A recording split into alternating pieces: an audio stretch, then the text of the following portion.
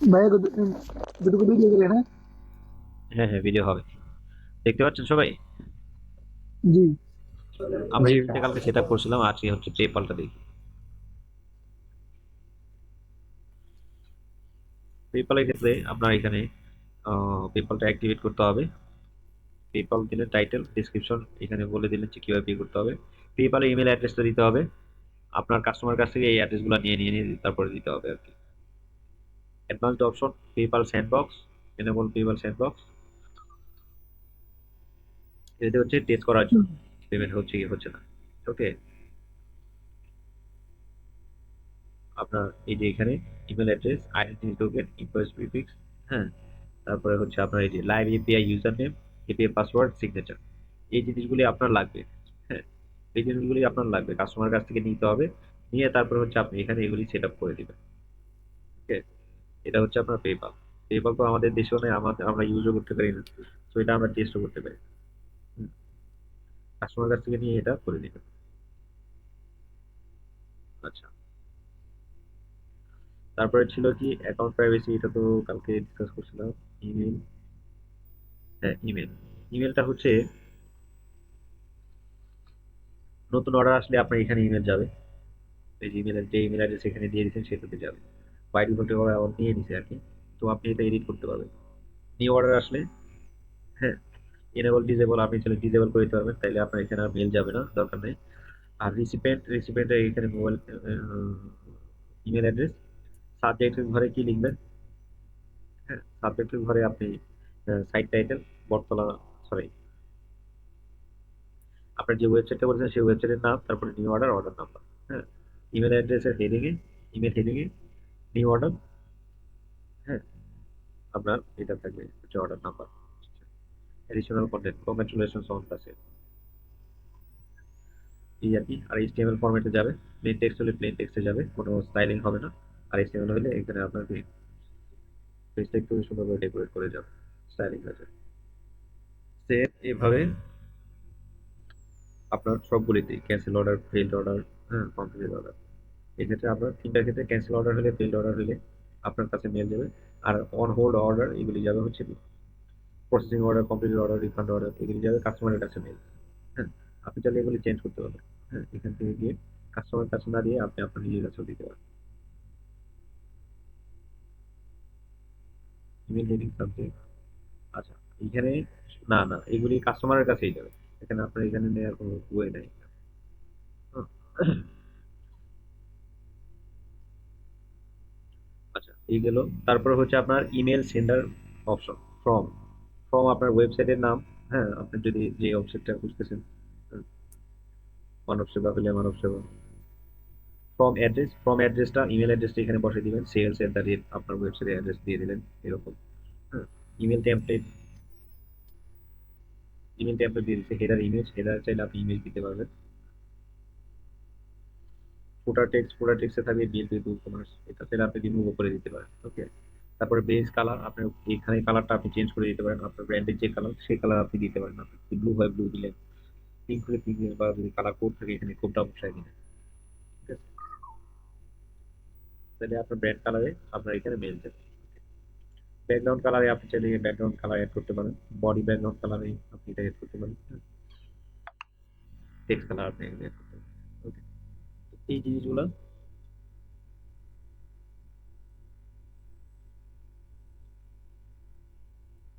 এইগুলো হচ্ছে আপনার কি ইমেল সেটআপ। ইমেল সেটআপটা আপনি এখান থেকে করতে পারবেন। তারপর আসছে হচ্ছে আপনার ইন্টিগ্রেশন। ইন্টিগ্রেশন হচ্ছে ম্যাক্সিমাম লাইসেন্স কি ডেটাবেস ফাইল পাথ, এটা আপনাদের পরবর্তীতে লাগবে, এটা আপনারা এখন ফার্স্টে বুঝবেন না।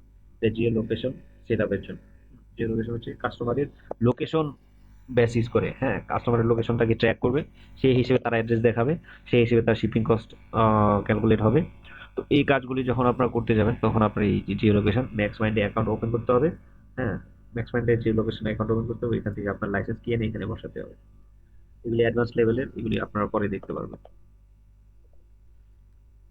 তারপর হচ্ছে অ্যাডভান্সে আপনার হচ্ছে এখানে কিছু জিনিস ইন্ডিকেট করে দিতে হবে, যেমন কার্ড পেজ। পেজ সেটআপে কার্ড পেজের জন্য কিছু পেজ ক্রিয়েট করা আছে ই-কমার্স থেকে বাই ডিফল্ট। তো কার্ড পেজের জন্য আপনি কার্ড পেজটা দিবেন, চেক আউট পেজের জন্য চেক আউট পেজটা দিবেন, মাই অ্যাকাউন্ট পেজের জন্য মাই অ্যাকাউন্ট পেজ করা আছে, সেই পেজটা এখানে দেখাই দিবে। আপনি এখানে চাইলে, হ্যাঁ, এখানে দেখাই দিতে হবে। ইনিশিয়ালি আপনার এরকম থাকতে পারে অনেক সময়। ওকে, তো আপনার যেটা করতে হবে, কার্ডের ঘরে কার্ড, চেকআউটের ঘরে চেকআউট পেজ, মাই অ্যাকাউন্টের ঘরে মাই অ্যাকাউন্ট, টার্মস এন্ড সার্ভিসের ঘর থেকে প্রাইভেসি পলিসি আপনি দিয়ে রাখতে পারেন, রাখতে হবে আর কি কার্ড পেজের জন্য।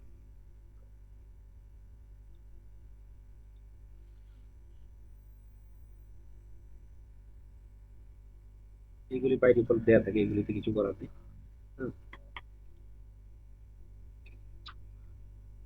রেস্ট এপিআই হচ্ছে আপনার, আপনি যে ওয়েবসাইটটা করছেন, যে স্টোরটা বললেন, সেটাকে আপনি যদি অ্যাপ ক্রিয়েট করতে চান, মানে মোবাইল অ্যাপ বানাইতে চান, তখন আপনার হচ্ছে এই এপিআই এর মাধ্যমে অ্যাড করে ওই অ্যাপের সাথে কানেক্ট করানো হয়। সেটা আমার জানা নেই, অ্যাপ মোবাইল অ্যাপ যারা ডেভেলপ করে তারা সেটা বুঝতে পারবে। তো এই আর কি, এখানে এই আছে। তারপরে আপনারা আসেন সেটিং প্রোডাক্টস, এবার আসেন প্রোডাক্টস, অল প্রোডাক্টস আমাদের এখানে কোনো প্রোডাক্ট নাই। তো আমরা যেটা করতে পারি, ক্রিয়েট নিউ প্রোডাক্ট।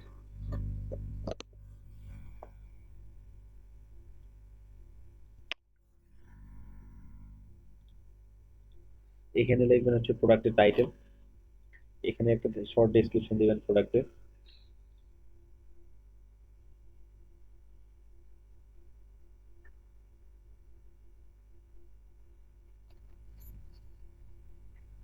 আপনি প্রোডাক্টের স্ট্যাটাসটা এখানে লিখতে পারবেন ড্রাফট, ড্রাফট আছে, এখনো পাবলিশ হয়নি। হ্যাঁ, ভিজিবিলিটি পাবলিক, পাবলিশ ইমিডিয়েটলি। আমি যখন পাবলিশ দিই, তাহলে সাথে সাথে পাবলিশ হয়ে যাবে। এখানে আপনার প্রোডাক্টের ক্যাটাগরি শো করবে, কি কি ক্যাটাগরি প্রোডাক্ট আছে। আমাদের এখানে কোনো ক্যাটাগরি অ্যাড নাই, এই কারণে কোনো ক্যাটাগরি দেখাচ্ছে না। এখন আপাতত একটা দেখাচ্ছে, সেটা হচ্ছে কি আনক্যাটাগরি। চাইলে আপনি এখান থেকে অ্যাড করতে পারবেন প্রোডাক্ট ট্যাগ, এখানে প্রোডাক্ট ট্যাগ অ্যাড করবেন, প্রোডাক্ট ইমেজ, এখান থেকে set product image, product gallery, অনেকগুলি প্রোডাক্ট। অনেক সময় দেখা যায় না, একটা মেইন প্রোডাক্ট বড় প্রোডাক্ট ইমেজ, নিচে আরো ছোট ছোট আরো কয়েকটা চারটা পাঁচটা প্রোডাক্টের ছবি থাকে। হ্যাঁ, তো এখান থেকে হচ্ছে এই গ্যালারিটা ক্রিয়েট করতে হবে। আচ্ছা, প্রোডাক্টের শর্ট ডেসক্রিপশন আমি দেখছি,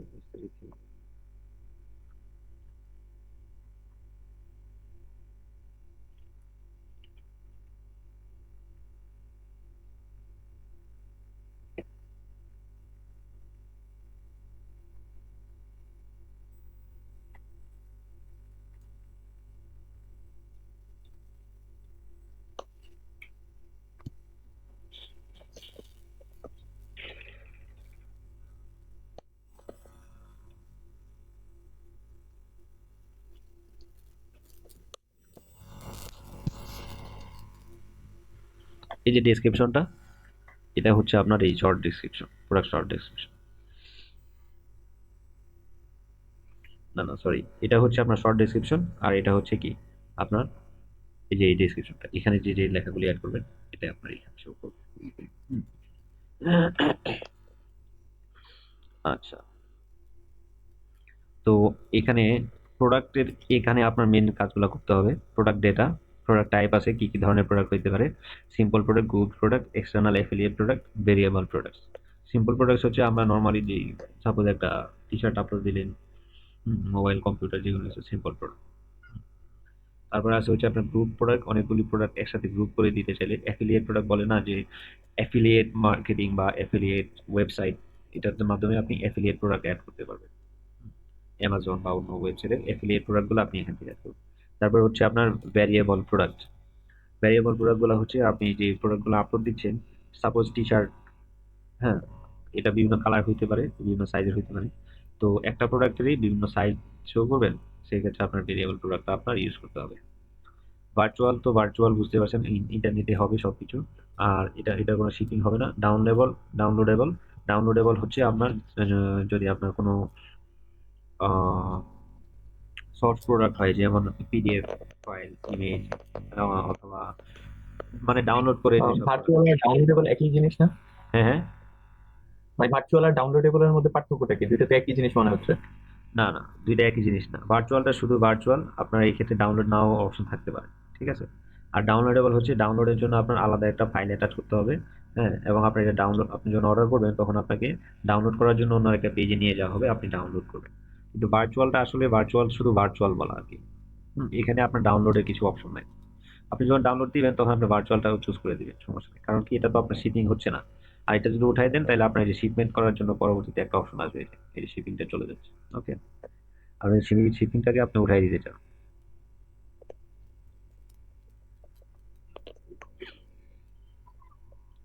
আচ্ছা, জেনারেলে আপনি এখানে রেগুলার প্রাইস দিবেন, এখানে সেল প্রাইস দিবেন। সাপোজ আপনি আপনার 500 টাকা রেগুলার প্রাইস, এটা আপনি 450 টাকায় সেল করতে চাইছেন, এখানে দিবেন 500, এখানে দিবেন 450। ওকে, এটা হচ্ছে প্রাইসিং। ইনভেন্টরি, ইনভেন্টরিতে আপনি এখানে আপনি এসকিউ, অনেক সময় এসকিউ থাকে আপনার প্রত্যেকটা প্রোডাক্টের ইউনিক একটা আইডি থাকে। হ্যাঁ, আপনি এই এসকিউটা এখানে অ্যাড করবেন। ঠিক আছে, তো আপনি দেখা গেছে আপনি নাইকি, অ্যাডিডাস ওদের প্রোডাক্টগুলো আপনি এসকিউ খুঁজে বের করেন, ওই ইউনিক এসকিউটা দিয়ে আপনি ওদের প্রোডাক্টটা কোন প্রোডাক্টটা এটা আপনি জানতে পারবেন। ঠিক আছে, তো এরকম প্রতি প্রোডাক্টের একটা এসকিউ নাম্বার থাকে, এই নাম্বারটা এখানে থাকবে। ম্যানেজ স্টক, হ্যাঁ এই যে ম্যানেজ স্টক, তাইলে দেখা যাবে কি স্টক কোয়ান্টিটিটা আপনার এখানে ক্যালকুলেট করবে ওরা। আপনার কোয়ান্টিটি যখন ফুরাই আসবে, হ্যাঁ তখন ওরা নোটিফিকেশন দেখাবে যে তোমার এটা স্টক শেষ হয়ে আসতেছে। স্টক কোয়ান্টিটি, আপনি এখন সাপোজ একটা প্রোডাক্ট আপলোড দিচ্ছেন, টি শার্ট, কত পিস আছে আপনার স্টকে? ঠিক আছে, সাপোজ আপনি 2500 পিস টি শার্ট আপনি স্টক ইন করতেছেন, তো এখানে 2500 পিস দিলেন, আপনার আস্তে আস্তে সেল হবে, আপনার এই কোয়ান্টিটিটা এটা কাউন্ট করবে। ঠিক আছে, আচ্ছা এটা আমি দেখবো না পরে। লো স্টক থ্রেশহোল্ড, মানে কত কোয়ান্টিটি হইলে আপনার মানে লো স্টক আপনার নোটিফিকেশন দিবে কত পিস থাকলে। হ্যাঁ, 15 পিস, 100 পিস, 1 পিস, 2 পিস, যত পিস দরকার, এটা আপনার হিসেবে আপনি এখানে লিখে দিন। ওকে, বাই ডিফল্ট টু দেওয়া আছে। Sold individually, enable this is to only allow one of these items to be bought.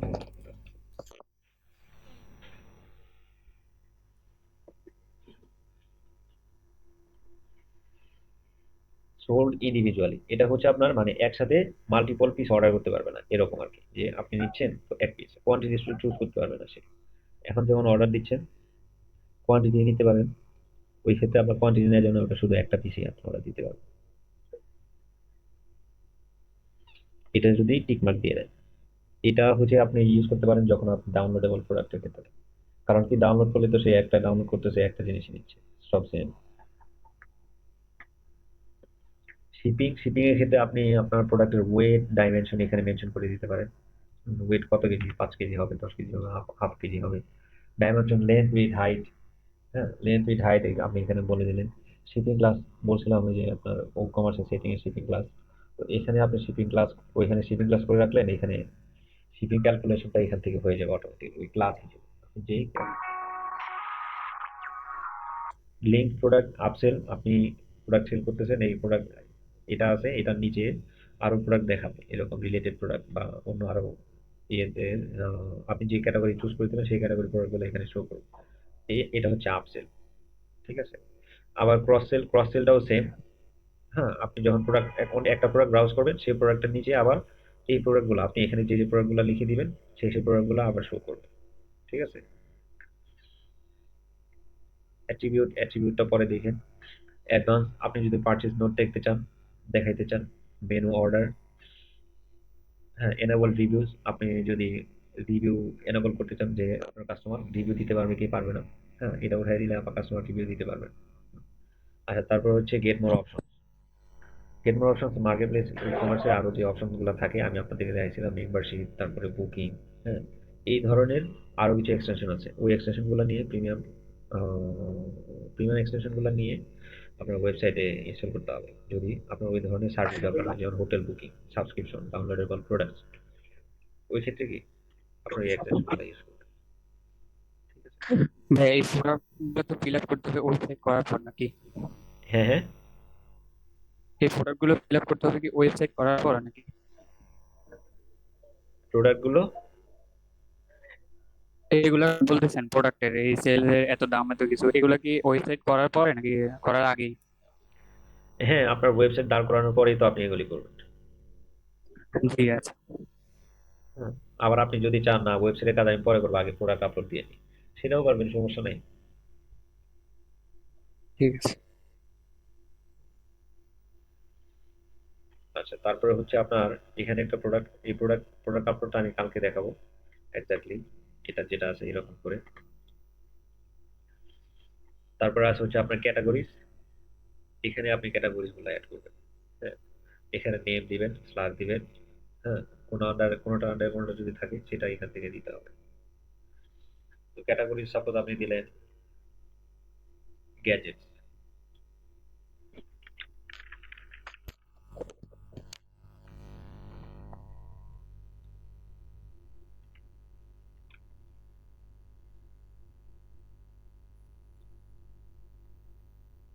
Gadget দিয়ে দিলেন।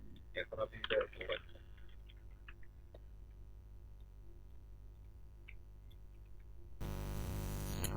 এখন মোবাইল ফোনটা আপনি যেতেছেন এই গ্যাজেটস এর আন্ডারে থাকে, এটা সাব ক্যাটাগরি, এক্ষেত্রে আপনি প্যারেন্ট ক্যাটাগরি গ্যাজেটস কে দিয়ে দিবেন। ঠিক আছে, তো add new। এখন মোবাইল ফোনটা গ্যাজেটস এর আন্ডারে, এখন গ্যাজেটস এর আন্ডারে আপনি mobile phone, headphone, speaker, microphone, আরো অনেক কিছু আপনার যেটা যেটা আছে ইলেকট্রনিক্স প্রোডাক্ট, সেগুলি আপনি কি এটা এখানে অ্যাড করতে পারবেন। এগুলি হচ্ছে আপনার